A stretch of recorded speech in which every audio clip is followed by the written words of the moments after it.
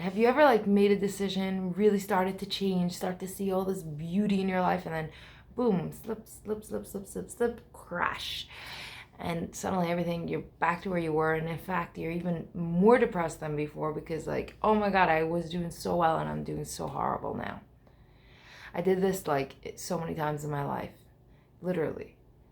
And today I want to tell you some secrets about it, stuff that you didn't know, stuff that can actually change your life.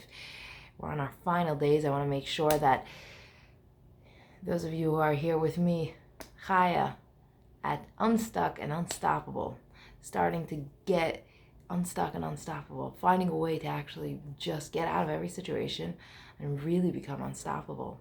I want to give you guys some secrets that changed my life. Secrets that took me a lot to learn. So let me explain to you what I'm talking about. See, so I noticed that I would, for example, when I was younger, it would be more like I wanted to lose weight to, fit into whatever criteria was the one that was perfect. And I would go on a diet, and I'd do really well for a while. And then slippery slide, and gone. The whole thing was gone, and I was again eating pizza and pasta, and what else did I like back then? Don't know. A bunch of junk. And it would get even worse than the first time, because this time I was like, oh my God, I'm a helpless cause. And then I would not want to diet again or eat healthy, because to me it represented that time. And I had this, as I grew up, it grew with me. A morning routine, for example. I had a beautiful morning routine. I'd wake up in the morning at 5 a.m., start with a workout, a 30-minute workout. Oh, those good days. Then I'd go for some yoga. Then as a cool down, some meditation. Or sometimes I would switch it and do the bath first and then the meditation, or even the meditation in the bath.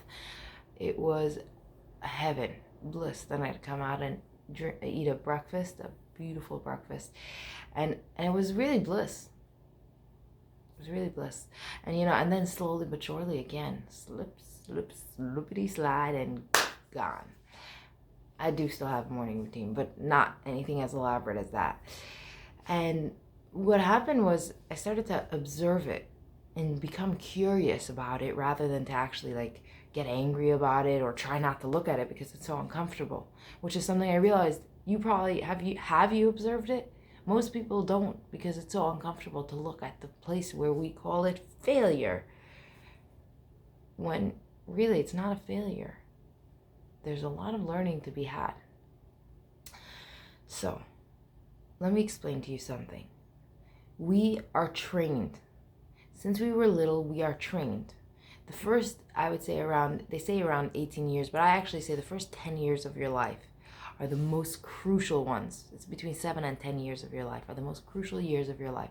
Those are the forming years. Those are when your brain are being told how you think, how you act, how you behave. And you're not being told it with words, you're being told it by actions that people are doing to you. If you're being constantly beaten, you believe you deserve to be beaten. You believe you don't deserve much.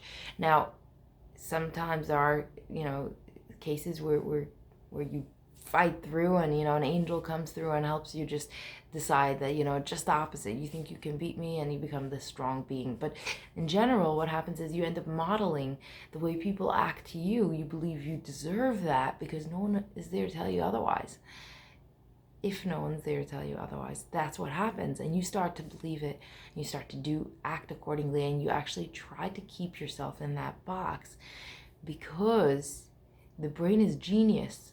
It was created to survive, and it knows you can survive that because you've done it for years. So it'll keep you in that loop of finding more of the same just to keep you safe. Now, if you grew up in a healthy home, which what does that mean these days? But if you grew up in a healthy home, you have the safety and security you need, that you're willing to change. You feel more comfortable, you're more adept to change. Like, it's more likely that you'll change because you're willing to, and you feel safe. Like there's a nest that I'm gonna land into if anything doesn't work out. Most of us, we had to just fight to survive in our homes, and I say it in a strong sense, but if you didn't have parents that gave you the safety that you deserved, that made you feel like you don't have to worry about your day-to-day life, because they're going to take care of you regardless, and not by words, by actions. If they were able to get really angry at you one minute to the next, and like sometimes you don't even know what happened, just for being a child, if they were able to mistreat you really bigly, like in ways that are extreme, those are ways of taking away safety of a child. So if you grew up with that, how in the world are you supposed to trust change? Change looks like inconsistency to you. And I know I went really far because I really want you to understand this and become present to whether it's in you or in other people. But the reason there's so much resistance to change is because we work according to what we know, and we want to feel safe. Even if what we know is actually not safe, we prefer what we know over what we don't know that might be safe. We prefer what we know even if it's not safe. Most of all because that inconsistency, that change, that brings up the inconsistency, that inconsistency is for sure unsafe. So when you're starting to change and you're wondering, why am I starting to slip back? How about instead become curious? Hey, what are you trying to tell me? What are you afraid of? What are you so scared of? Instead of being afraid of fear and walking away from it, why don't we just walk straight into it? That's a whole nother episode. At the very end, I want to pound it out. But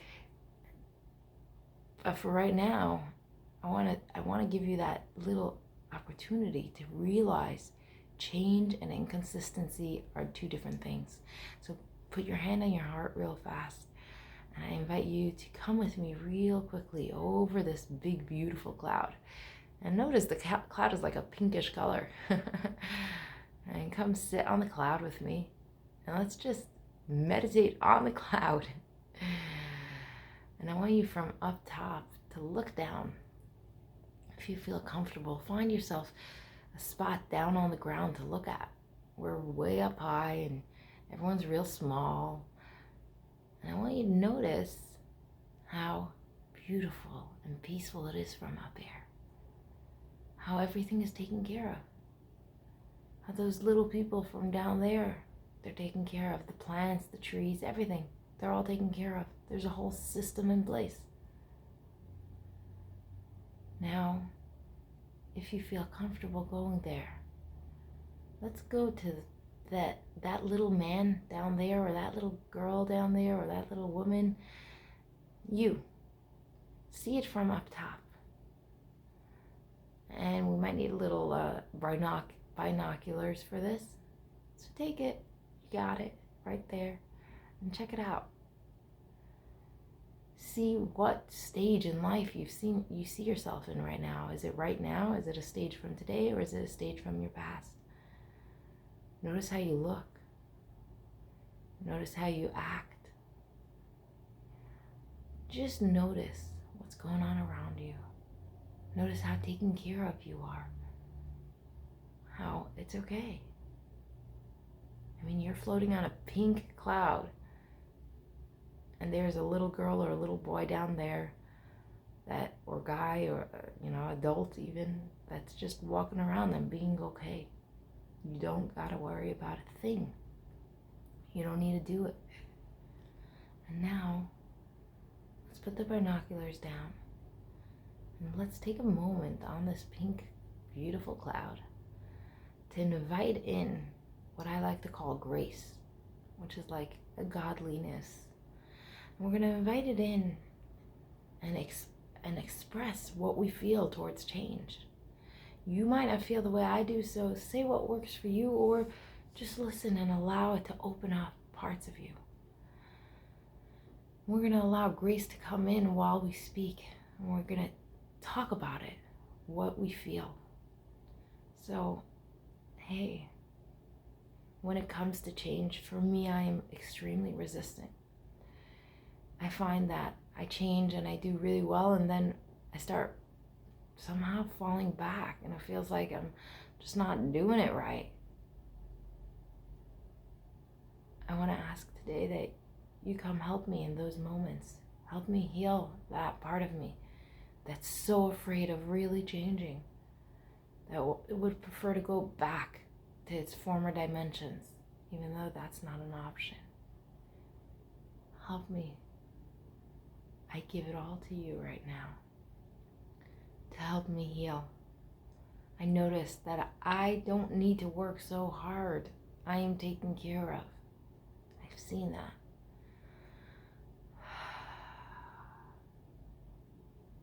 Now let's take a few deep breaths. You can finish off with a prayer or some more words. The idea is mostly to open up and be honest about how we feel, and then give it up to love and to grace to heal us. When you're ready, we're going to slowly come back onto that cloud and take one more look at that binoculars.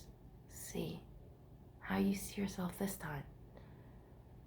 Now that you don't have to fight so hard. When you're ready, we're going to allow ourselves to fly back into our bodies, right back here now.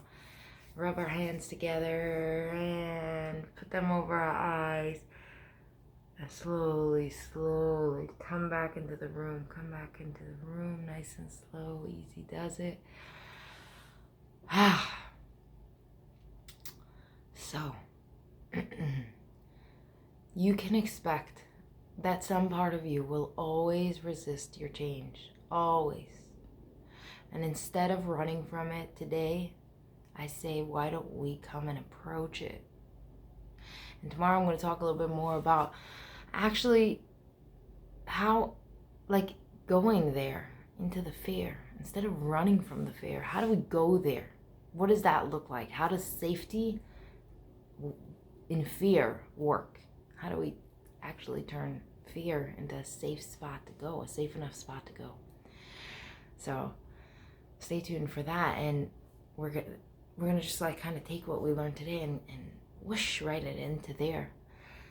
But today I want to just make sure you understand that you can expect this to come up.